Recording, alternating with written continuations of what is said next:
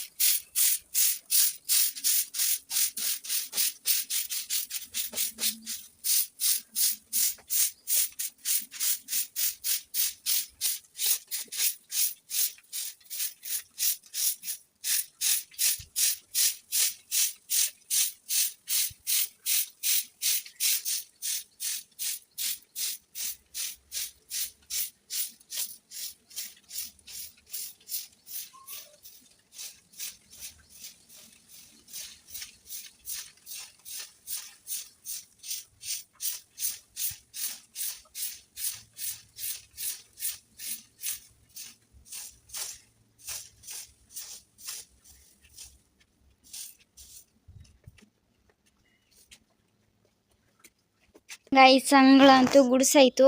Guys ಅಂಗಳನ ಗುಡಿಸೋಕ್ಕಿಂತ ಮುಂಚೆ ನಮ್ಮ ಕುಚೂರು ಇಲ್ಲೇ ಮಲಗಿದ್ದ. ನಾನು ಹಿಡಿ ತಂದಿದ್ದು ನೋಡಿ ಆ ಕಡೆ ಹೋದ.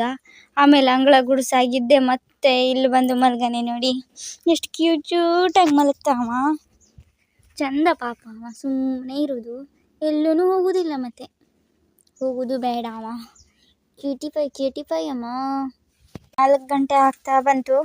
ಹಾಗೆ ನಮ್ಮ ಬೋಡಿ ಮತ್ತು ಲಕ್ಕು ಇಬ್ಬರು ಬಂದಿದ್ದಾರೆ. ಇಬ್ಬರನ್ನ ಕಟ್ ಹಾಕಿ ಆಗದೆ. ಈಗ ಮತ್ತೆ ಉಳಿದವರೆಲ್ಲ ಬರಲಿಲ್ಲ, ಒಬ್ಬೊಬ್ಬರೇ ಬರೋರು. ಫಸ್ಟ್ ಬೋಡಿ ಬಂತು, ಆಮೇಲೆ ಸುಮಾರು ಹೊತ್ತಾದ್ಮೇಲೆ ಲಕ್ಕು ಬಂದದೆ. ಇನ್ನು ಇವರೆಲ್ಲ ಎಷ್ಟೊತ್ತಿಗೆ ಬರೋರ ಏನೇನೋ ಗೊತ್ತಿಲ್ಲ. ಹಾಗೆ ಇವರಿಬ್ಬರಿಗೆ ಹುಲ್ಲನ್ನು ಹಾಕಿದೆ. ಹುಲ್ಲನ್ನು ತಿಂದು ಖಾಲಿ ಮಾಡಾರೆ. ಈಗ ಒಂದು ಮೆಣಸಿನ ಗಿಡ ಅದೇ. ಈ ಗಿಡನ ನೆಟ್ಟು 1 ವರ್ಷನೇ ಆಗ್ತಾ ಬಂತೇನೋ, ಅದಕ್ಕೆ ಈಗ ಕಾಯಾಗದೆ ನೋಡಿ, ಸಣ್ಣ ಸಣ್ಣದು 2 ಕಾಯೇನೋ ಆಗದೆ. ಮತ್ತು ಹೂ ಬಿಡ್ಲಿಕ್ಕೆ ಆಗದೆ ಒಂದೊಂದು. ಸೊ ಗೈಸ್, ಅದಕ್ಕೆ ಸರಿಯಾಗಿ ಜಾಗ ಇಲ್ಲ ನೋಡಿ. ಇಲ್ಲೇ ಒಂದು ದನ ಬಳ್ಳಿ ಅದೇ, ಒಂದಲ್ಲ 2-3 ದನ ಬಳ್ಳಿ ಅದೇ. ಹಾಗೆ ಇದೊಂದು ಮೆಣಸಿನ ಗಿಡ. ಪಾಪ ಅದಕ್ಕೆ ಬೇರು ಹೋಗ್ಲಿಕ್ಕೂ ಜಾಗನೇ ಇಲ್ಲ, ಆದರೂ ಇಷ್ಟು ದೊಡ್ಡ ಆಗದೆ ನೋಡಿ. ಈ ಗಿಡ ಏನಾದರೂ ನಮ್ಮ ಕೋಳಿ ಕಂಡಿತು ಅಂತ ಹೇಳಿದ್ರೆ ಒಂದು ಎಲೆನೂ ಬಿಡೋದಿಲ್ಲ. ಹೋದ ವರ್ಷ ನಾವು ಮೆಣಸಿನ ಗಿಡವನ್ನು ಹಾಕಿದ್ರು, ಅದ್ರದ್ದು ಒಂದು ಎಲೆನೂ ಬಿಡ್ದಿದ್ದಂಗೆ ಎಲ್ಲ ಕೋಳಿ ತಿಂದು ಚೊಕ್ಕ ಮಾಡಿಬಿಟ್ಟಿತ್ತು. ಹಾಗಾಗಿ ಗೈಸ್ ಈ ಸಾರಿ ಮೆಣಸಿನ ಗಿಡದ ಸಹವಾಸಕ್ಕೆ ಹೋಗಲಿಲ್ಲ.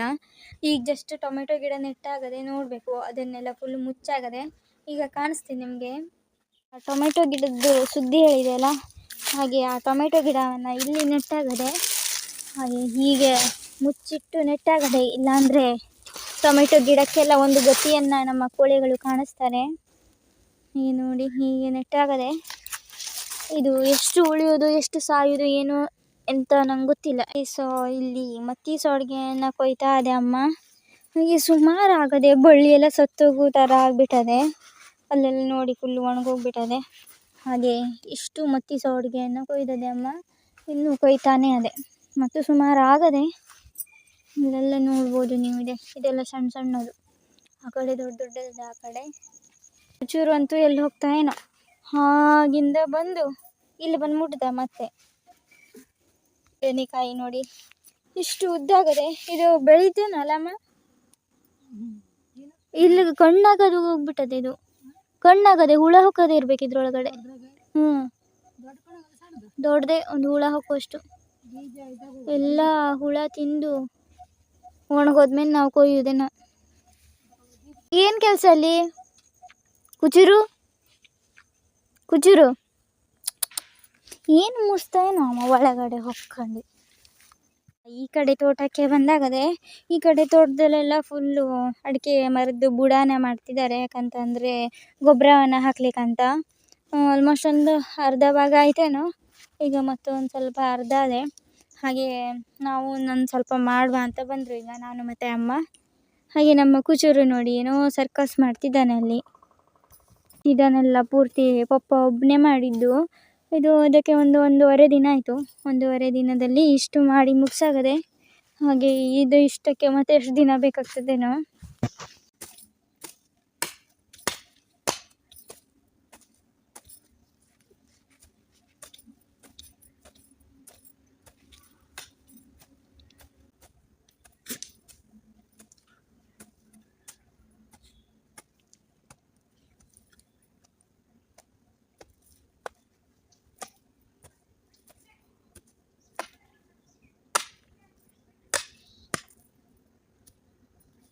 ನಾನು ಮತ್ತು ಅಮ್ಮ ಸೇರಿ ಇದು ಒಂದು ಲೈನನ್ನು ಫುಲ್ ಮಾಡಿದರು.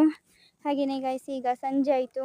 ಹಾಗೆಯೇ ಈ ವ್ಲಾಗ್ನು ಇಲ್ಲಿಗೆ ಎಂಡ್ ಮಾಡ್ತೆ. ನಿಮಗೇನಾದರೂ ನನ್ನ ಈ ವ್ಲಾಗ್ ಇಷ್ಟ ಆಗಿದ್ದರೆ ಲೈಕ್ ಮಾಡಿ, ಶೇರ್ ಮಾಡಿ, ಕಮೆಂಟ್ ಮಾಡಿ. ಹಾಗೆಯೇ ನನ್ನ ಯೂಟ್ಯೂಬ್ ಚಾನಲ್ನ ಸಬ್ಸ್ಕ್ರೈಬ್ ಮಾಡಿ. Thank you so much for watching ಅಂತ ಹೇಳ್ತಾ ಮುಂದಿನ ವ್ಲಾಗ್ನಲ್ಲಿ ಸಿಗುವ. ಅಲ್ಲಿಯ ತನಕ ಟಾಟಾ, ಬೈ ಬೈ ಗೈಸ್.